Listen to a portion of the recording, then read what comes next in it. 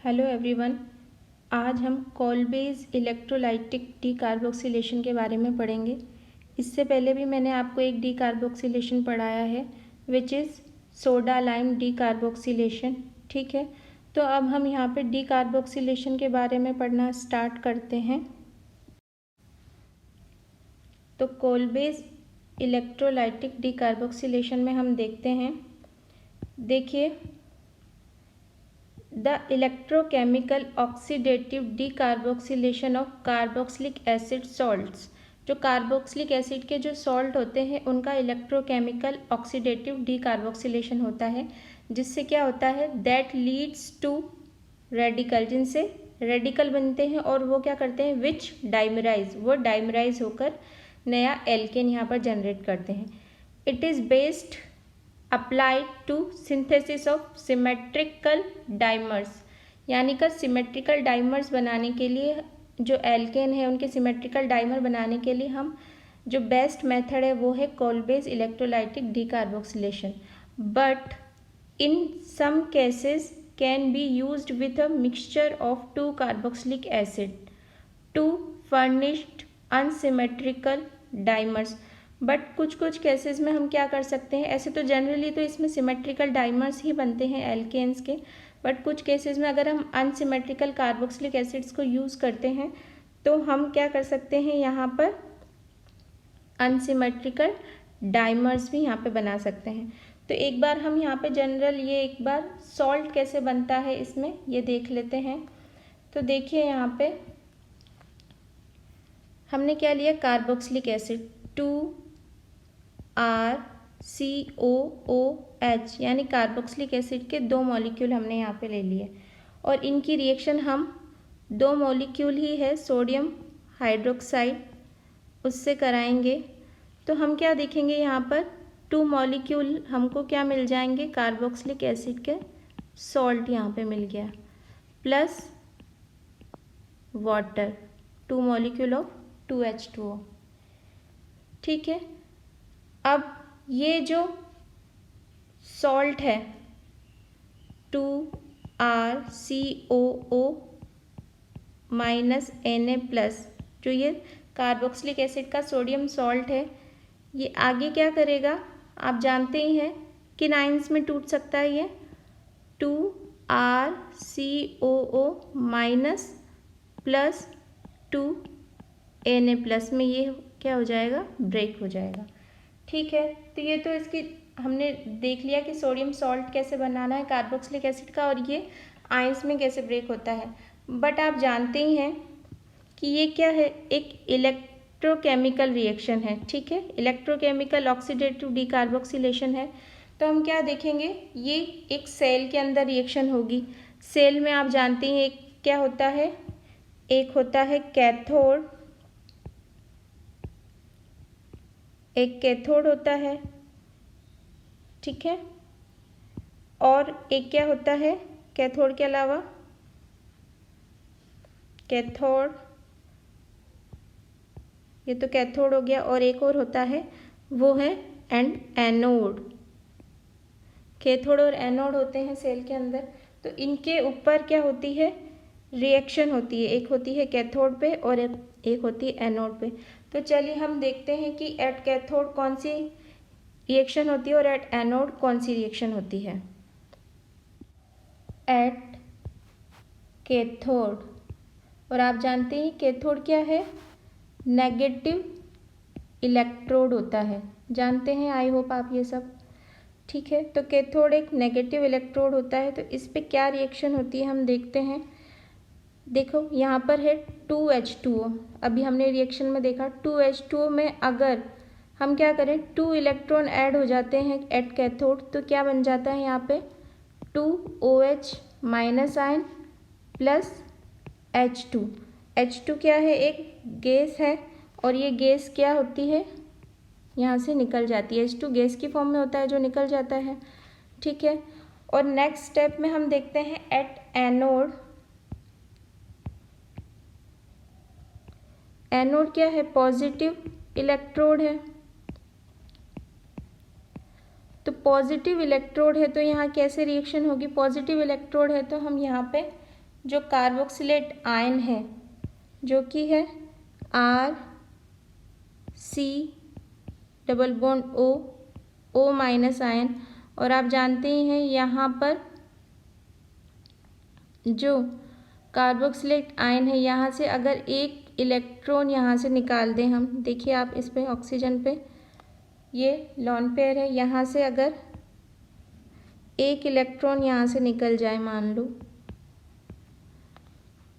Anode पे क्या होगा, यहाँ से एक इलेक्ट्रॉन निकलेगा और ये एक इलेक्ट्रॉन निकलने की वजह से यहाँ पर R C double bond O ये एक इलेक्ट्रॉन निकल गया तो यहाँ पे एक फ्री रेडिकल रह गया।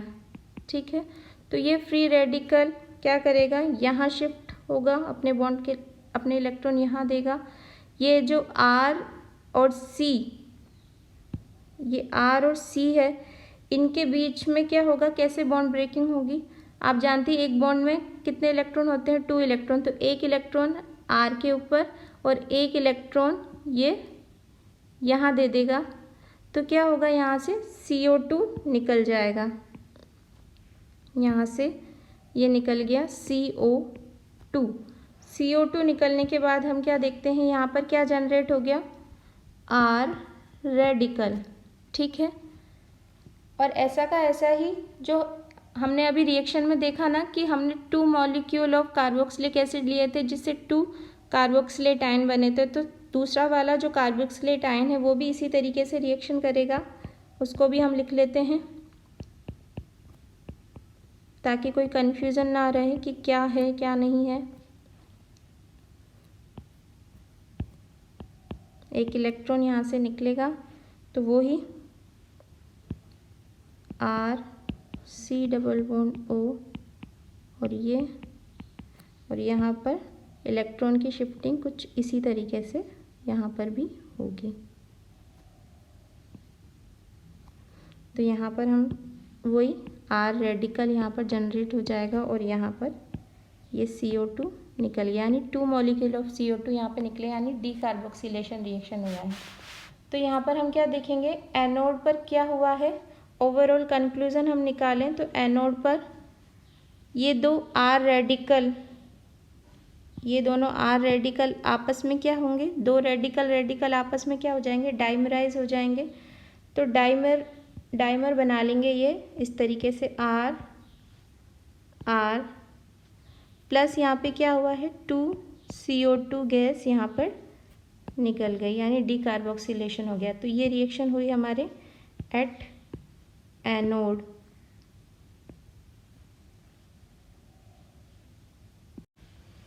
तो यहाँ पर हम कंप्लीट रिएक्शन अगर देखें, कंप्लीट रिएक्शन मतलब आप जानते हैं कैथोड प्लस एनोड की जो रिएक्शन है उसको अगर हम कंप्लीटली यहाँ पे देखेंगे तो हम क्या देखेंगे, यहाँ पे देखिए आप, यहाँ पे 2 क्या लिया है हमने, सॉल्ट लिए हैं कार्बोक्सिलिक एसिड के, और क्या हुआ है प्लस 2 वाटर मॉलिक्यूल लिए हैं। और जब हम इनका इलेक्ट्रोलाइसिस करा रहे हैं, क्या करा रहे हैं हम यहाँ पर, इलेक्ट्रोलाइसिस। तो इलेक्ट्रोलाइसिस जब हमने इनका कराया तो हमने यहाँ पे देखा कि 2 molecule of NaOH plus H2 plus alkane RR plus 2CO2। तो ये तो H2 और CO2 तो क्या है, गैस है। ठीक है, ये यहाँ से रिमूव हो जाएगी, बट रिएक्शन तो हो रही है ना यहाँ पे। तो ये वाली रिएक्शन तो हो रही है एट कैथोड और यहाँ पर ये हो रहा है एट एनोड। तो ये ओवरऑल रिएक्शन है, यहाँ पे हमने देखी कि जो 2 मॉलिक्यूल है कार्बोक्सिलिक एसिड के सॉल्ट के, वो 2 वाटर मॉलिक्यूल से जब रिएक्शन करके जब इलेक्ट्रोलाइसिस जब करता है तो 2 molecule of NaOH plus H2 plus alkane plus CO2 यहाँ पर मिलती है, और इसको हम कार्बोक्सिलेशन जो ये प्रोसेस है इसको हम कोल्बे इलेक्ट्रोलाइटिक मेथड के नाम से भी जानते हैं। इसमें आप कंफ्यूज नहीं होइएगा, एग्जाम में अगर आए कि कोल्बे इलेक्ट्रोलाइटिक मेथड बताइए तो कोल्बे इलेक्ट्रोलाइटिक मेथड ही कोल्बे इलेक्ट्रोलाइटिक डीकार्बोक्सिलेशन है। ठीक है, और इसमें हम क्या करते हैं, इसमें हम एक्वस सॉल्यूशन जो ये रिएक्शन है इसमें हम एक्वस सॉल्यूशन ऑफ सोडियम और पोटेशियम सॉल्ट ले सकते हैं। ये नहीं यहाँ पे ओनली हम सोडियम सॉल्ट ही लेंगे, यहाँ पे हम एक्वस सॉल्यूशन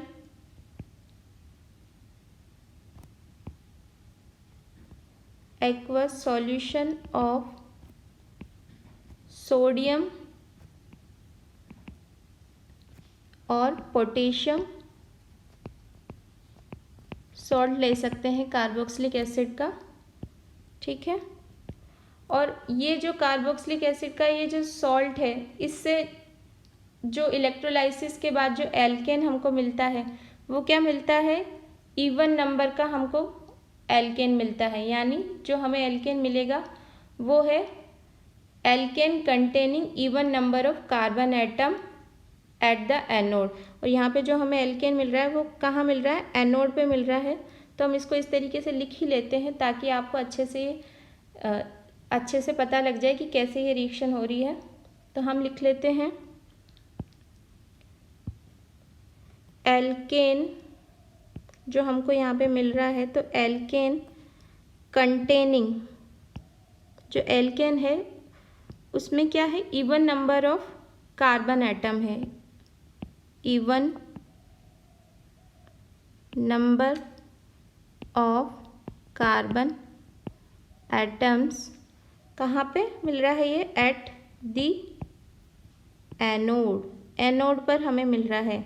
आपसे एग्ज़ाम में अगर पूछ लिया जाए कि हमें जो एल्केन मिलता है कोल्बे इलेक्ट्रोलाइसिस प्रोसेस में तो वो कहाँ पे मिलता है, कैथोड पे मिलता है कि एनोड पे मिलता है, तो आप बता सकते हैं एनोड पे मिलता है। और क्या वो ऑड नंबर ऑफ एल्केन मिलता है या इवन नंबर ऑफ एल्केन मिलता है, तो जनरली हमको वहाँ पर इवन नंबर का जो कार्बन है उतना ही एल्केन मिलता है, यानी 2, 4, 6, 8 इस तरीके से मिलता है।